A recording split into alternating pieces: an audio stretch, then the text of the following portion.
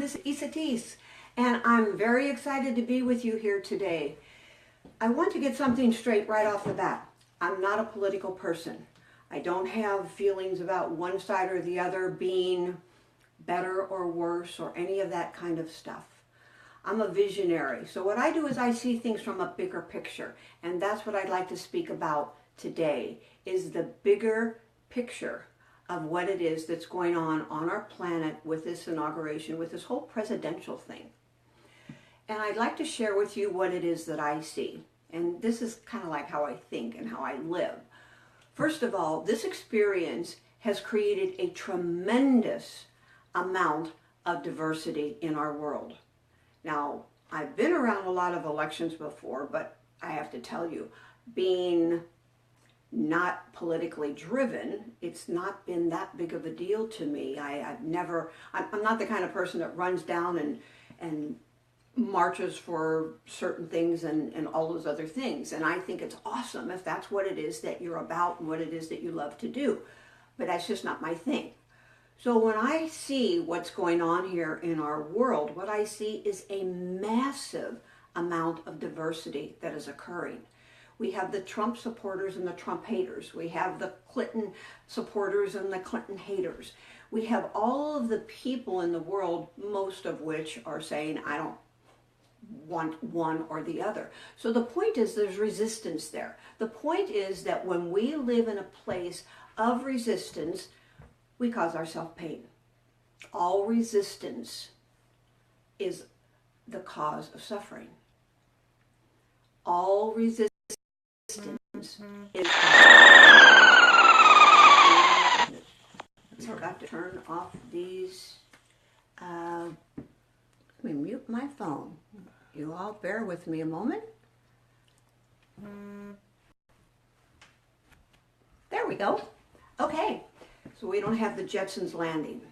At any rate, what I see in this diversity is that we are all, as a collective, commissioned with or given the opportunity to actually decide for ourselves whether we want to be in resistance or whether we do not. So the question that I ask you, and I ask you this to really look at this, what do you really want?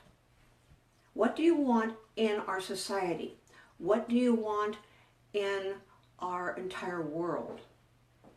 And if you really come to the understanding that what you are thinking, feeling, and how you're acting and contributing to the collective is where the difference in the world actually is made. It's not really so much about the president. It's really not so much about anything. What's really making the difference is you.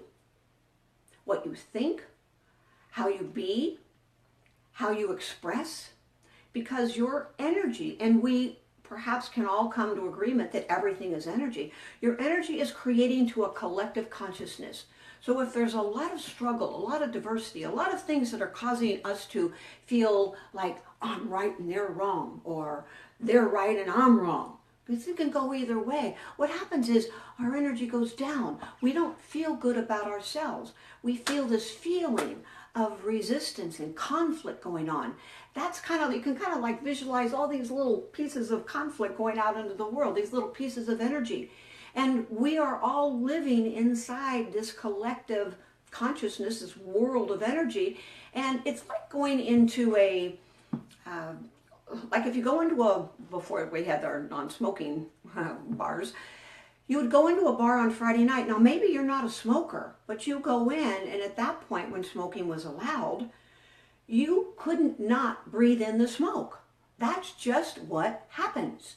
And as a result, when we are in a position where we're walking through the world, we are actually taking on the kinds of things that people are consciously and unconsciously thinking. Now, you might think you're beyond that, but I have a news bulletin. If you breathe air, you're part of the collective consciousness.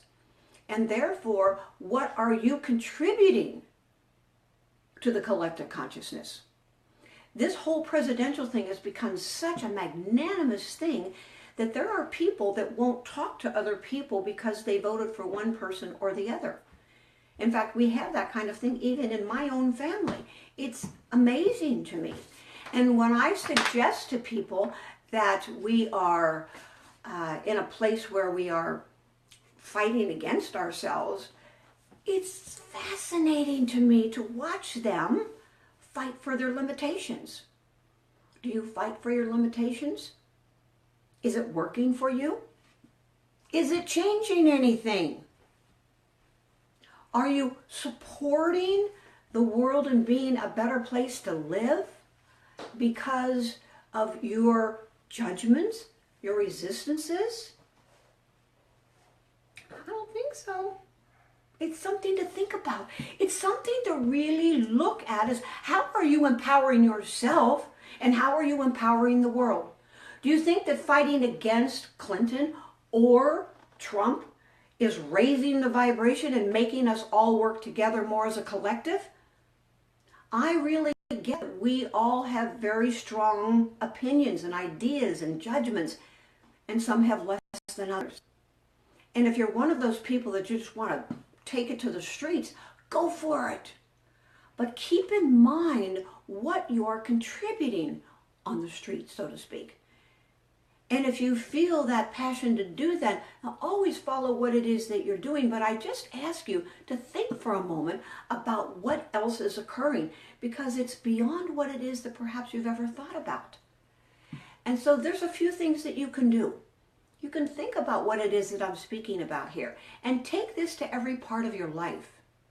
Are you fighting against your children, against your partner, against your boss, against your money? Are you putting your focus on what isn't working? How much energy and focus are you putting on what is working? What if you trusted in the law of the universe, if you will?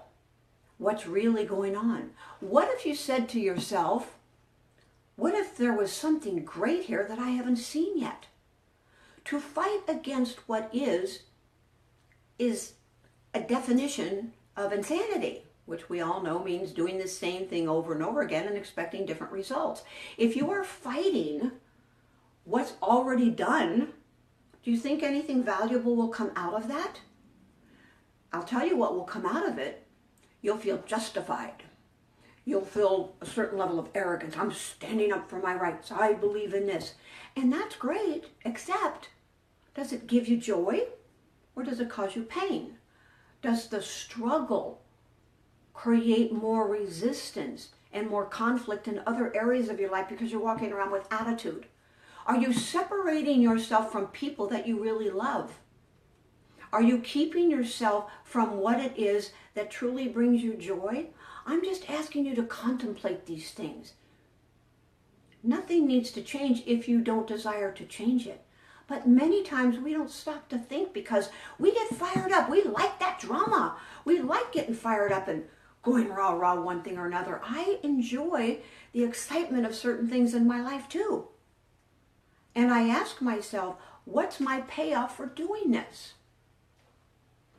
Because if I'm not aware of what it is that is my payoff, then I'm going to keep doing the same thing over. And if I like the payoff, then yahoo! But if the payoff isn't bringing me joy, and it's not supporting the collective society, then what's the value of doing that? What's the value of us continuing to resist what is? It's something to really take to heart, because every area of your life is being affected by this. And this separation that we have at a global level is not supporting our world and being connected. It's not creating a sense of connection between each other. People are afraid to talk to each other. Some people won't talk to each other because of who they believe in or what they want. That's like saying, I can't love you because you're Christian, or I can't love you because you are going to, because you don't believe in God, or I'm not going to love you because you don't believe in the same God, guru, whatever that I do. Is that really unconditional love? Is that really living from your heart? Do you want to live from your heart and have the world that you love to be in and have other people feel that way too? Or not? And so as a result, You get to look at whether you want to change your perspective. You can shift and reframe what it is that I'm speaking about here by asking yourself those questions. What's great about this that I haven't seen yet? What if I just allow the positive, loving energy to come out of me and know that that will change the world, rather than, I can't stand this, I don't want this to happen, he can't do that, she can't do this. That's a fighting energy. Fighting energy does not get us what we want. Some people have told me that they're very afraid of war, nuclear war, because of what has occurred. Well, are you at war with yourself? Are you at war with others? Are you the microcosm of the macrocosm of war? Something to contemplate, because remember that all of our world is occurring from the inside out. So your perspective is what you're going to see. And what our perspective as a collective, which is really the important thing about this today, is what we're going to see in the world. We've got conflict and diversity and all these things. And how do you think you can make a difference? By coming into your own center and bringing into a place of neutrality, and allow your factors of love and trust to be what it is that's going to make a difference in the world, not fighting against. Fighting against does not bring you what you want. You just create more war. So look at the big picture. Ask yourself what it is that you truly desire. And decide for yourself what the true passion in your heart is. Remember, fighting against everything is causing the resistance, and all resistance is causing the pain. There's no point in fighting what is. I invite you to share this with everyone you possibly can, because if we all really took just a little bit of a shift, a little bit more often, held ourselves at a place of heart instead of attack, our world would be a very different place. So I invite you to share, to speak, and to perhaps reframe some of the ways that you're being. I predict that when you do this, you will see a change in your personal and outer world. You will experience more abundance, more love, more connection with every single part of your life. Your business, your money, your children, your partner, and the collective at large will become a most amazing experience for each and every one of us. Thank you again for being here with me. I am so appreciative of you, and I'm very excited that I'm going to be here every day with you and just chatting for a few moments or a lot of moments. So if you'd like to know more about this, or you would like to have anything, then comment below or private message me, because I love connecting with you. Have the most awesome day of your life so far, and know that who you are makes a difference. Who you are is changing this world. Don't you ever think for a moment that what you think, what you say, what you do, and how you feel is not affecting everyone. It's contributing to the amazing world that we live in. We have so much to be in gratitude for. Big hug to you all. Until next time.